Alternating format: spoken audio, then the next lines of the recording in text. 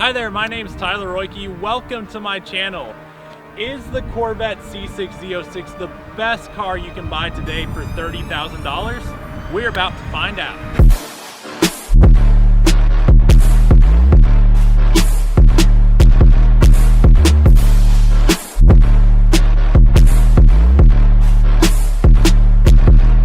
Well, it's probably not the best car for $30,000 if you need 2 rear seats or if you're trying to save the world. But if you want to have an incredible driving experience and a ton of fun in the process, then I think this is a great bet. So in a prior video I made, I laid out all the facts on the Corvette C6 Z06, and I know you all paid attention because y'all were very particular to point out a fact that I got wrong, which is that this car does not have a big block V8 engine. I want to thank all 10 of y'all who pointed that out for me, and as you probably can understand, I can't go back and change that video, but I can make a new one. So here we are. I've shared all the facts with you, and as much as any car guy loves knowing the facts, the horsepower, as much as you GT500 guys want to argue on you know, whose car would whoop whose ass, like we've discussed in the comments a little bit, I like to have fun with you guys though, just keeping it real. To me, it's like, okay, a fraction of a second, it's not going to make or break on why you buy the car. I mean, why do you really buy a car like this? It's the way it makes you feel. It's the way it makes you feel while driving it, and it's the experience you get behind the wheel of the car. And that's really what today's video is about, is the way this car makes you feel for the price. So is the Corvette C6 Z06 the best car you can buy for $30,000?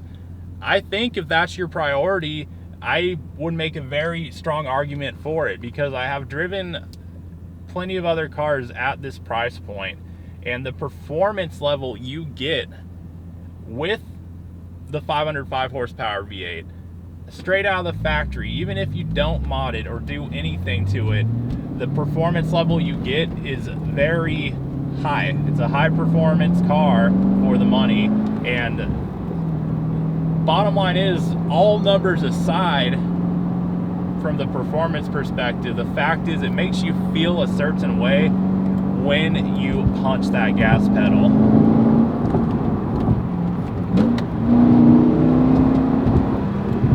Got a little road debris.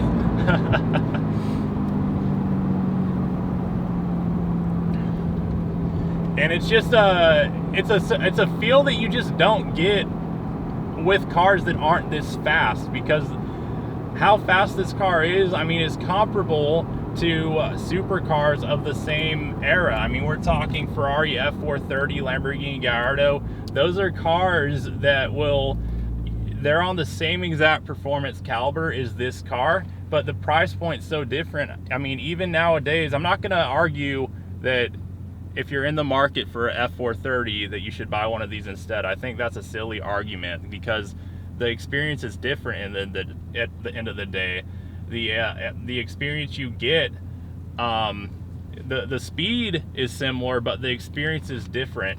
And I'm not really sure to articulate this to non-car people. If you're a car person like me, I know that you understand what I'm saying.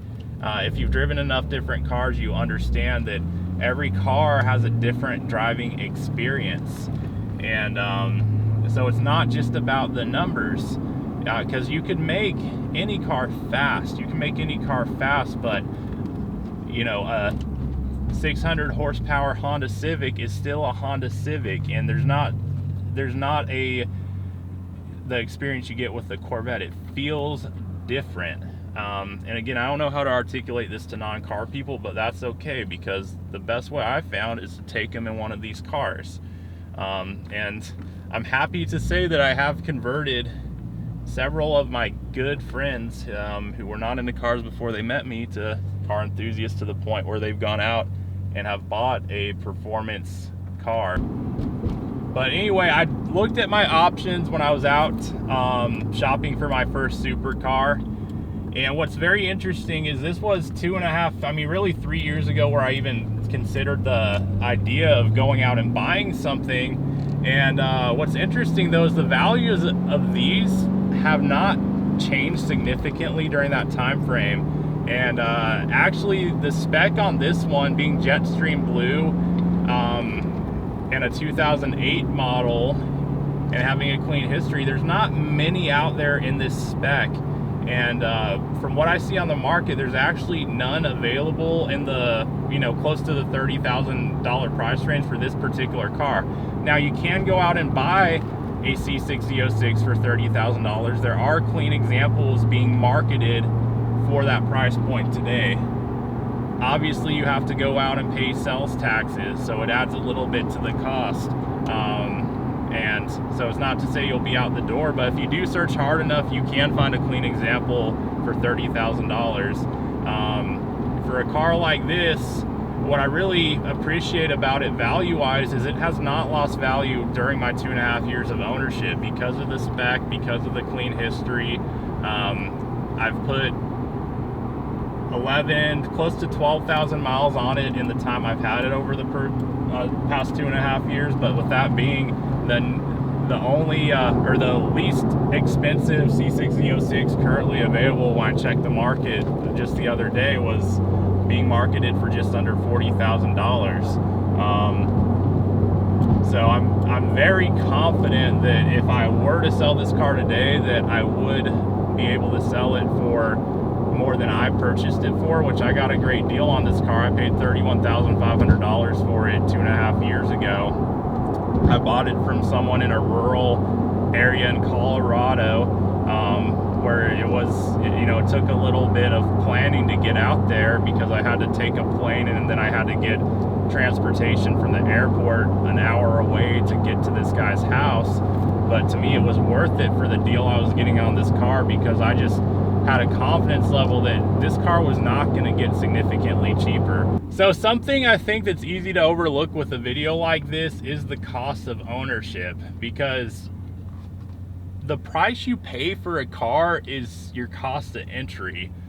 Because if you're talking about a twin turbo BMW versus a naturally aspirated American car, you're probably going to have a different experience as far as the actual cost of ownership to run and operate the vehicle on an ongoing basis. So I will be honest, I haven't actually crunched the numbers on the cost to own of this car, but if I did, it's a bunch of oil changes, and actually not a bunch, because if you think of the mileage, it's not like I've put 30,000 miles on this thing, but we probably have 2 or 3 oil changes. So that might be, I'm just guessing, maybe $600. Maybe, that's a guess, don't hold me to it. And yes, I do pay other people to change my oil for me. And I had to replace the battery, but I paid someone to replace the battery for me, so there's that. So if I had to guess, I might have $1,000 worth of servicing this car over the past 2.5 years. I'll add up the receipts for you all sometime. I think it would be interesting to compare this to my experiences with German cars, because I daily drive my Porsche Cayenne, and I am convinced that it would be a lot cheaper to daily drive this car just from a operating cost standpoint. I mean, it even gets better mileage per gallon, believe it or not. Not if I'm punching it all day, but if I'm driving somewhat you know, with some level of sanity, then it definitely beats it out. But yeah, I don't see another car, especially when you factor the caliber of performance, but like just a performance car in general, that you can have as low of a cost of ownership. Because even if you got a BMW M3 or, you know, any of the twin turbo models, which yes, I know that the latter model M3s are turbo as well, but you know, any German car that has, especially a German car with twin turbos, you're going to have a higher operating cost, because whenever something does go wrong, it's going to be more expensive to repair. You have German parts, you have, you know, German car specialists. There's just more expense that comes with that than your Chevy Corvette. I have a very vivid memory of where my love affair with this particular car in the spec actually all started. There was a dentist, who had a C6 Z06 that I would see every morning on my way to high school, pretty much from my freshman year of high school all the way on to senior in high school. I would see his C6 Z06 parked outside his dentist office, and it started with the silver one. Not long after they came out originally. I believe it was a 2006 model, but he had that car a couple years, so I was used to seeing it every day. And I always loved the Z06, the C6 Z06. I loved the wide fenders. Whenever I was behind one in traffic, I could tell it was a Z06 because of the width of the fenders, and that's one of the visual aspects I really love about this car. But a couple years later, that silver C6 Z06 disappeared, and in its place there was a brand new Jetstream blue C6 Z06. I want to say this was fall 2007 if memory serves correctly. I believe that's when this car first rolled out in this new color for the 2008 model year. And I remember the first time I saw that car parked there, I just had to stop and see it. I had never seen one in this color, and I was on my way to school with my dad, and I told him, hey, turn around, I want to look at the new Z06. And I probably was there for 20 minutes just looking at every angle, taking it in, and I was just in awe at how gorgeous of a car it was. And I love seeing it. I literally turned my head every time on the way to school from that point on, just seeing that car. I have a bunch of pictures of it somewhere on one of my old hard drives because I stopped and made sure I got all the pictures I wanted. And fast forward a few years later, I had a friend who I met at a car show while I was in college at UTSA. And there was a car meet. It was kind of a secret car meet, but word got out in the car community because we would meet at one of the parking lots. The school security would usually come kick us out because we weren't supposed to be there. But we'd have a car meet, a get together, and there was a guy there at the time who had I think he had a BMW M3, but I got to know him a little bit. Oh, actually, no, I'm missing part of the story. So I met him, I went to that car meet because at the time I had a old Porsche 924S, so an old school Porsche, and I would park it, I would take it to school, and so I was parked way back in the parking lot one day, and someone left a handwritten note on my car, and I thought that was really unusual because that's never happened before. And so I read the note, and it said, "Nice car, man. Car meet at lot whatever at this time, this day." And so he basically wrote a handwritten note saying "nice car" and invited me to this car meet. So I went to it, and I was asking around for the guy because he wrote his name on the note. His name was Roma, and I was asking around, and I met him. I found out he had a BMW M3, which was another car I liked a lot, and we became friends. But I found out though that before he had this M3, he had a C6 Z06, and he loved that car so much that it actually wasn't very long after that. I think within a year after that, even though he no longer had that car, he actually went out and bought another C6 Z06, and he bought a Jetstream blue one. And so that was the first time after he got that car, he picked me up in it, and that was the first time that I actually got to experience what it was like in a C6 Z06. And it was actually, funny enough, it's literally the exact same spec as my car. It has the same exact options. It's literally a twin of my car, even down to the hood emblems. It has those too, and the chrome wheels. But so he picked me up in that car, and we went for a spin in it, and I was just blown away by the performance.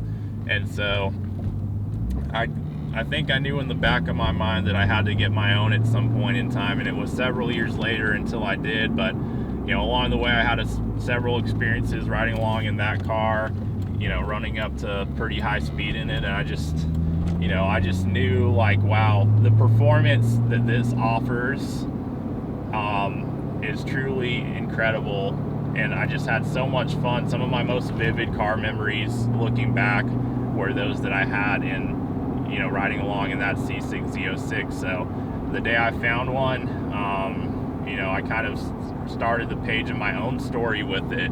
And funny enough, within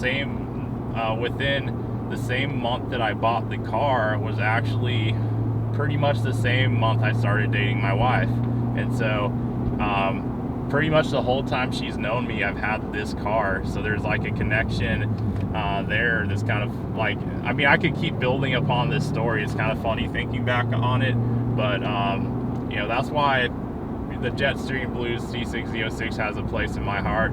I'm not saying it's the only color you should get one in, but for me, like, it's the perfect spec. I love the atomic orange. I love black, but you know, for me, it's like this color, this car, it's like, it's just, you know, so many fond memories going back to it. And I look forward to creating more, especially with you guys as you watch my videos. I'd love to shoot more content with this car. If you haven't already, hit that subscribe button, because I'd like to continue this story, but with you, because prior to this point you weren't a part of my story. I'd like to include you with it, you know, in the future. You know, I appreciate the comments.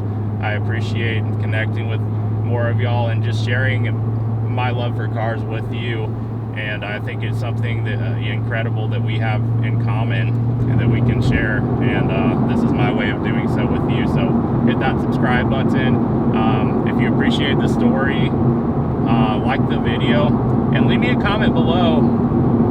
I mean, if you had to pick one car that you wanted to have a fun experience with for $30,000, what would it be? Let me know in the comments below. I don't care if you agree on C6 Z06 or not. I'm not, you know, I don't believe that everyone has to think the same. I think we can have, you know, different things we enjoy and experience and share it with each other and still have a happy life. So that's just what I'm about. But anyway, thank you guys for watching the video, and as always, I'll look forward to seeing you on the next video.